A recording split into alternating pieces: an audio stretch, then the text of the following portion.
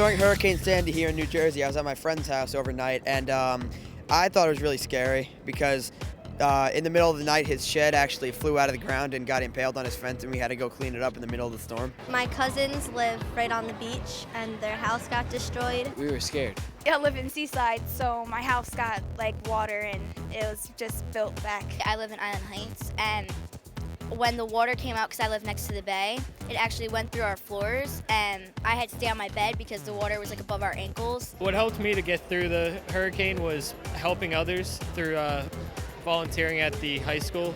I'm really close with my family, and even when the electricity went out, we were all still really close, and it wasn't as scary because I had my parents there. I thought of how much other people have it much worse than we do, so I kind of pushed myself through it with that way. My family's very spiritual, so we usually, when we have trouble or something's bothering us, we usually like to pray or stuff. Or just in that moment, just like let everything in the hands of God. It would definitely have to be my family and all my friends and God, because they all helped me through it. I lived with my family in Lakewood, and they just took care of me with my mom. I know that God is up there, and I wholeheartedly believe that God doesn't give you what you want. He will always give you what you need. What is happening? I don't know. I think the power is going out. Oh, just in time for our show. It just went down. We don't have a generator on set. Is there anything we can use? Oh, wait, I think I have some candles. Oh, that's awesome.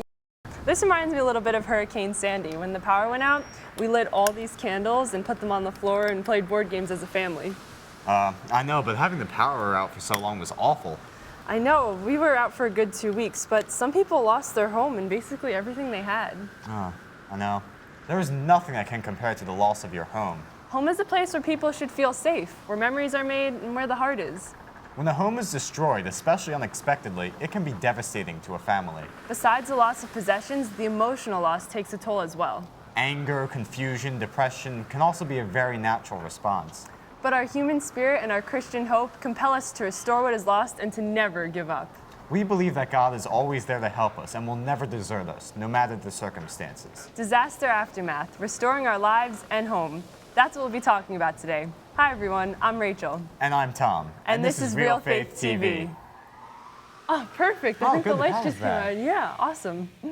On October 30th, 2012, Superstorm Sandy made landfall on the Jersey Shore. While the residents of our area prepared and many evacuated, I think we can agree that no one was prepared for the level of destruction that occurred. The intensity of the storm made flooding in coastal areas more devastating than residents thought possible. Homes were destroyed. More than 2.5 million people were without power, and 37 people lost their lives. Many residents of New Jersey experienced a sense of uncertainty about their daily living situation for the first time. Our Spotlight guest John experienced this when his town of Seaside Park became one of the area's hardest hit by Sandy. In the hours before the superstorm's landfall, he and his family were ordered to evacuate before the impending disaster. Let's hear him recount his story now. We were forced to evacuate our town no matter what. The town was worried for everyone's safety, so we all left. We got off the island the day before the storm hit. So I did fear for my life a little bit because I knew the storm was coming. And I definitely feared for my house because I knew my house was going to get hit no matter what. I took my school supplies, my school uniform, and my music, my games, just to at least have something. I had the mindset that all this stuff might be gone when I come back. My bed, my computer, my TV, my games, my room might not be here when I get back. We went up north to my uncle's house. We stayed there while the storm hit. We only had one room to share between a family of 4. I remember I was lying down in bed and I was just using my phone and all the lights just went out. And then I knew it's here. It's happening. I can hear the wind, I can hear the rain, and I was thinking, this is devastating. I was terrified. The only thing that was running through my head was, what's Seaside Park like? What's my house like? Is it still there? How much is destroyed? Is the boardwalk gone? Is the beach gone? Or my friend's house is okay? Or my neighbor's house is okay? Wow, it's just awful that so many people lost their houses just like John did. Yeah, it was so sad hearing those stories on the news, but I think I can relate to John a little bit when he was saying that he was in bed and the storm was coming and just that anticipation and wanting to know what was going to happen and if your house was going to be there and how your friends and family are doing. Yeah. Well, let's see what our studio guests have to say about this. Okay, they are Allie, Mary, Drew, Rick, Gabrielle. and Nick. So, what was your experience with the storm like, and how did it affect you and your families? Not a very comforting situation at all. A little bit frightening just to see transformers blowing up on your street and seeing trees crash. Every time we heard a bang, my mom would run outside and just make sure that like nothing hit the house and nothing like came crashing into the house. And my mom just made sure that we were all like downstairs in the kitchen so that in case because we have trees all around our house, and in case one thing crashed into maybe my room or my sister's, it didn't hit our house. And my neighbor had a tree in his house, so it was just really scary and frightening. My house, the siding came off of my house and like gutters fell, but it wasn't really my personal home that was affected. It was like my church, which is like my second home, was affected, and it's all flooded and it was destroyed, basically. It was scary. With every second going by, you're worrying about family members that are in New Jersey, just like you, and hoping that they're okay. I was very afraid too, especially like with the anticipation, but my brother was very in his element being a Boy Scout and all, and he would help with the fire and with the food, and my mom was very comforting, so I saw parts of my family that I never really saw before, and I got to know them better and spend more time with them. I'm an EMT, so I was literally outside when the worst of it, like rescuing people from 4 foot of water, so like my experience was different. Like I didn't have time to be afraid because, I was helping the people. So it was just very tiring, because I was up for 72 hours at a time, helping person after person after person, so. I think it's crazy how we all experience the same storm, yet we all have really different experiences and stories from it. I know, depending on where you are, it could have ranged from anything from just another storm to a total disaster.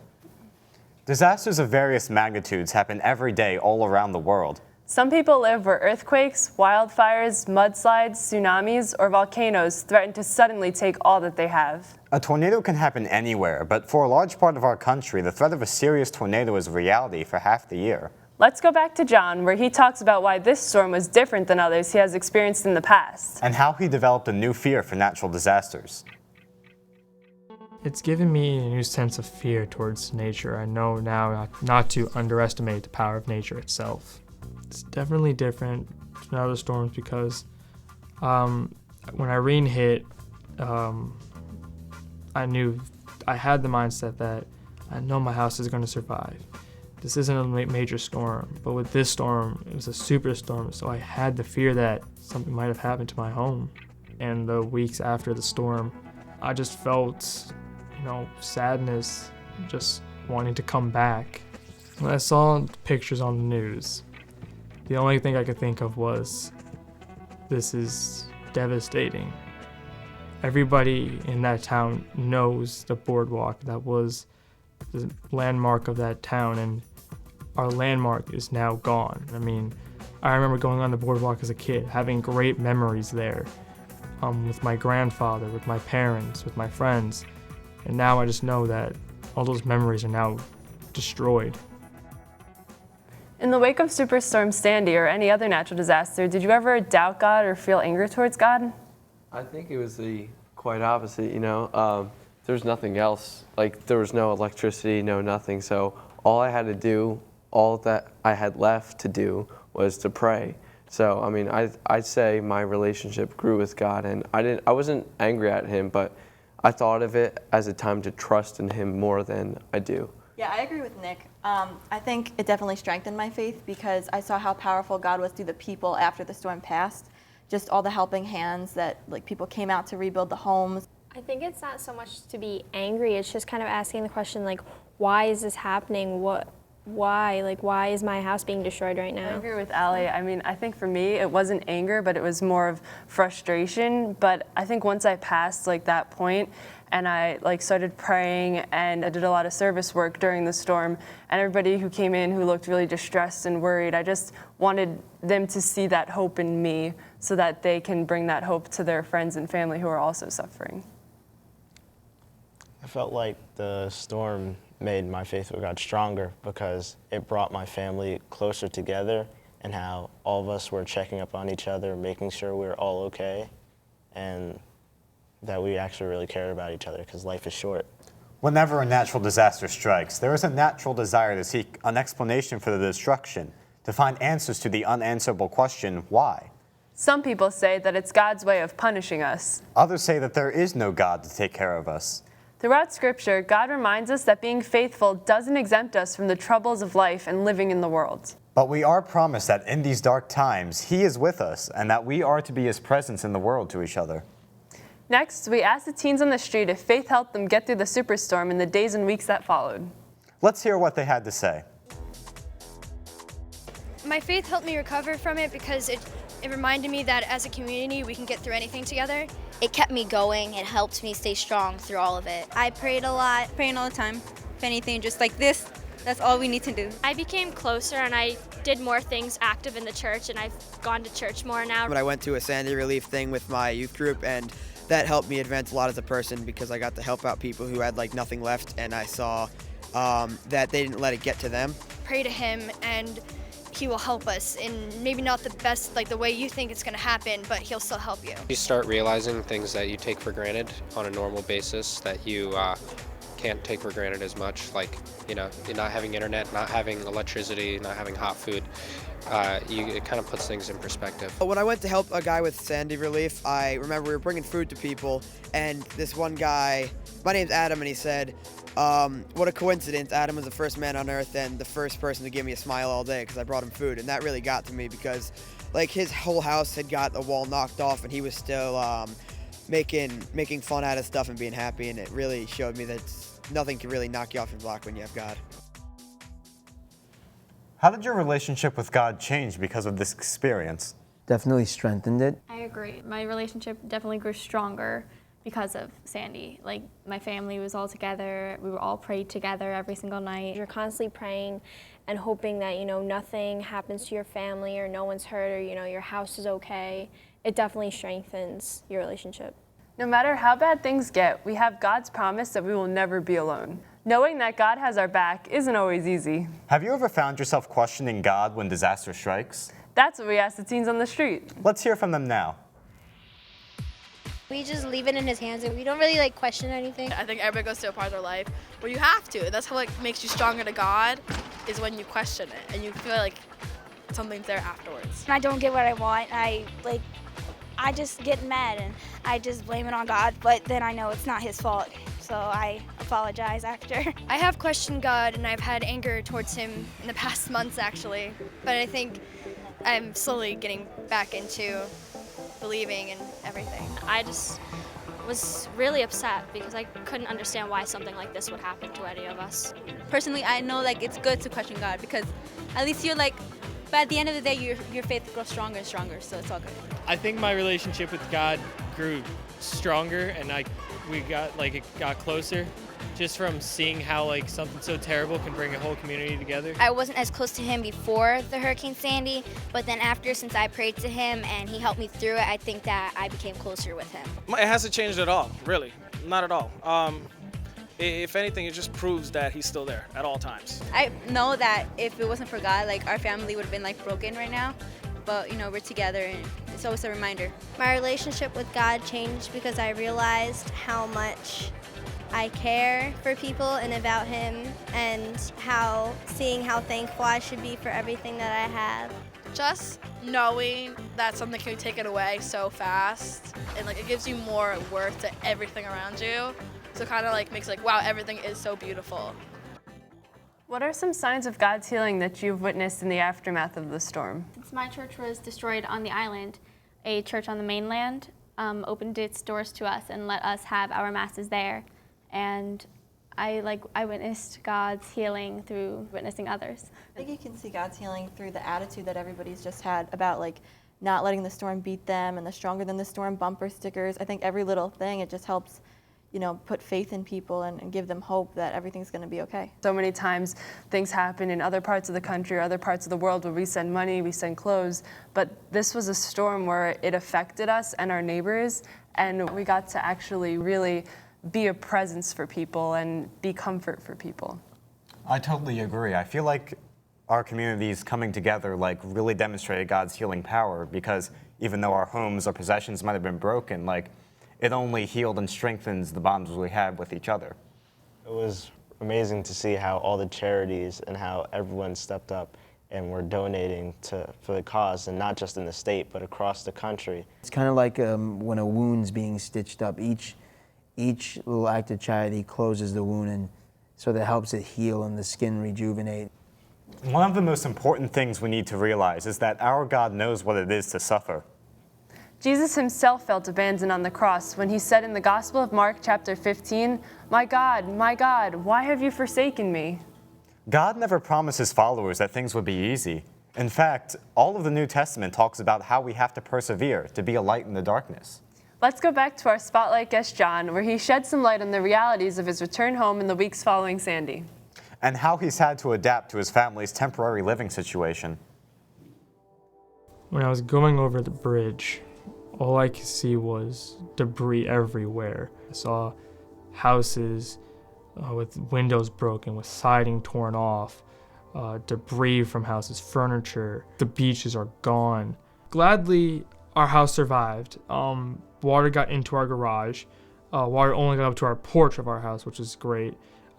My neighborhood was just completely flooded. The bay and ocean met right in front of our street. When I first saw my house, I was just full of happiness because all I see was my house just standing there right in front of me. And I was thinking to myself, it survived. I can come back soon. I've heard from my friends the worst that's happened was water got into their garage and completely destroyed his father's studio equipment that he had set up there. That's the only worst thing that happened. Their house actually survived. They're all fine. They all got out in time. Right now we're living in the convent behind the St. Joseph's Church in Toms River. I'm getting used to it. I mean, it's a place to stay. It's difficult to adapt to this kind of lifestyle because in my own house I had, privacy. I can just go down and see just my family in the kitchen, sit down and relax. But now I have to deal with only being able to live in 2 rooms and going down and seeing other families and, interacting with them as well. Some of the frustration was that, I can't, listen to my music as well as I want to. Just basically became a reality check that, I really did appreciate my old home and stuff that I had there and the opportunities that I had. Our house should be ready in about 3 weeks from now. Hopefully it'll be great. It'll be fine when we get back there. What are some lessons that you learned from this disaster or any natural disaster? I think not having all our basic necessities really brought us closer together. So I think I definitely learned how to trust people and to know to trust not only in people, but also in God. I think I really took away the fact that you could really ask anybody for help, ask your neighbor for help, ask a friend, anybody, and most of the time everybody will be there to help you. I think for me it was definitely not to take anything for granted because, almost all my friends were out of electricity, and when I finally got it back, my friends were begging me to come over. I was like, yeah, sure, come over. You flip on the light switch and you're like, wow, you never realize how much that actually means to you. I know, I feel like I learned that everyone's always ready to help out almost anyone at the drop of the hat. I remember my parish after Sandy hit, we already had a drive to collect food and clothes almost overnight, and I feel like that's just really amazing that people are so not really ready for something like this, but willing to step up to the plate. I once heard a quote saying, "What if the only things you had today are things you thank God for yesterday?" And I think that puts things in perspective. Like every day, there's so much we have to be thankful for. Like even if you didn't have electricity, you had your home. And if you didn't have your home, you had your family. Like things could always be worse, and like you just have to look at all the blessings God's give you. And Jesus also told us that our responsibility is to one another. When we see suffering, we can't ignore it. Our faith requires us to alleviate suffering wherever we encounter it. To love God is to love other people and to be most like God. In the Gospel of Matthew, chapter 25, he talks about the judgment of the nations. It states that the way to enter eternal life, the way to most perfectly imitate God, is to do the corporal works of mercy, feed the hungry, give drink to the thirsty, clothe the naked, and visit the sick and imprisoned. This is the opportunity that we are given in times of trouble, to be God's presence in one another in the alleviation of suffering. Next, John shares how his current living situation has allowed him to relate to the difficulty of being without a home. And how he has relied on God for strength throughout his ordeal. I understand how people that are homeless feel now. They don't have a home to go to. They don't have a place they can call home. They don't have the luxuries that I have. My faith wasn't as strong, but has grown through this tough time. Why would he do this? I came to realize that he's taking care of me. He's supporting me through these tough times. Just the sheer fact that I'm now have a place to stay. I know that God's there for me. I know that he's there helping us. Prayer has given me an opportunity to talk to God about what's going on in my life. The greatest lesson I learned was just to keep my faith, to keep praying, go to church, just to keep my faith and love in God. He's helped me realize that even though your life is rough and you're going through tough times, there's always a light at the end of the tunnel, that no matter what, I'll be there for you, and I know I can trust him. My advice to teens dealing with similar struggles would be to keep your strong faith in God and to just at least be strong through these tough times. My life would be different because I wouldn't learn the love and care that my friends have given for me. What is some advice you would give to teens still struggling in the aftermath of this disaster? I would definitely say to people who are still asking questions that suffering isn't bad since it leads to grace. It just hurts, like getting a shot or vaccine. Mr. Rogers says, in time of disaster, look for the helpers. There will always be people willing to help. So, I mean, I would definitely say to people who are struggling, just go to people for help because we're always willing. Always pray, and God will answer your prayers in time. I agree. I think maybe tomorrow things won't make sense. Maybe a week from now you still won't know why, but in a few years you might look back and something terrible happened and it brought something really great out of it. I feel that in any situation there's always something positive, and usually people want to focus on how much pain they're in or how much they're suffering, but if you have the right mindset, you will be able to see, I think as we all saw, the light kind of in the darkness of this storm. For John, knowing that his family had a home to go back to was a tremendous blessing. Unfortunately, it sometimes takes a disaster to realize what's most important in life. Finally, we asked the teens on the street, what is the thing or possession most holy or valuable to them? That they definitely would not want to lose in a natural disaster. Let's hear them now. Probably my golf clubs. I have my guardian angel. It's this little clip thing.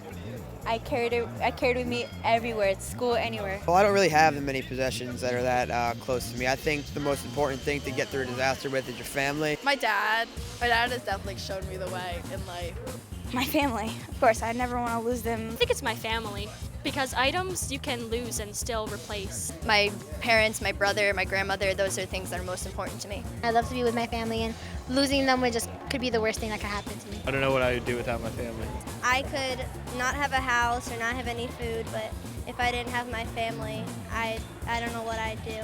The greatest lesson I learned from this experience is that even though you're angry at God or upset with him and don't believe in him for a little bit, he will welcome you back with open arms and help you get through whatever you need to get through. We have to keep believing. That no matter what happens to you, God would always be there with me. Life is short. You gotta live it. You gotta live it in a just way too. Obey his laws, obey his words. God is always with you. Always. No matter what happens, people are always there for you, and so is God. I learned to not doubt God first, and I just learned to, appreciate a lot of things more. Well, most of the time I take things for granted, and I never realized what other people are going through. Well, yeah, when I went to help out with the people and I saw how grateful people were and how well that they took the experience of their whole houses and lives getting torn out of the ground, it really got to me and showed that when you have problems, it really doesn't matter because God's going to help you through them no matter how big they are. Our families represent comfort and security that we need to get through these situations, and I think that as we go forward, we need to depend on those people and trust in those people and just surround ourselves with positive influence as we're working together as a state and as a country to rebuild the Jersey Shore. I like how almost everyone mentioned that they valued either their family, their faith, or something that gave them comfort. And I feel like the thing that will give you the most comfort is your faith and God, because you can lose your possessions or go apart from the people you love, but you will never lose God. Without me, God is still God, but without God, I'm nothing. So, I mean, that's like the one thing that I value most is my faith in God, that everything's going to be okay. People around the world are displaced by disasters every day. When the immediate needs of clothing and food are more or less under control, there is still a need to clean up and rebuild. Often we become distracted from the suffering of others by the passing of time or by the next great disaster. We need to seize each opportunity to live out God's call to each of us to minister to those in need. There are many programs that you can get involved in to help in this effort. Talk with your family about what you guys can do to help. Or check with your youth minister or pastor to see what your parish can do for the victims of disasters. How are you God's hands and feet for others dealing with the aftermath of disaster? We'd love to hear from you. Contact us at realfaithtv.com. Or share your thoughts with us on Twitter. And we'll leave you today with this thought. Life is full of unexpected trials and difficulties. No matter what happens, we know that our God is always with us to guide us and protect us. With God at our side, there is nothing we can't overcome. In the book of Jeremiah, the prophet heard God say to him, I am with you to deliver you. So, when facing troubles, remember that you have a powerful friend in your corner. Thanks for watching. We'll see you next time on Real Faith TV. God bless.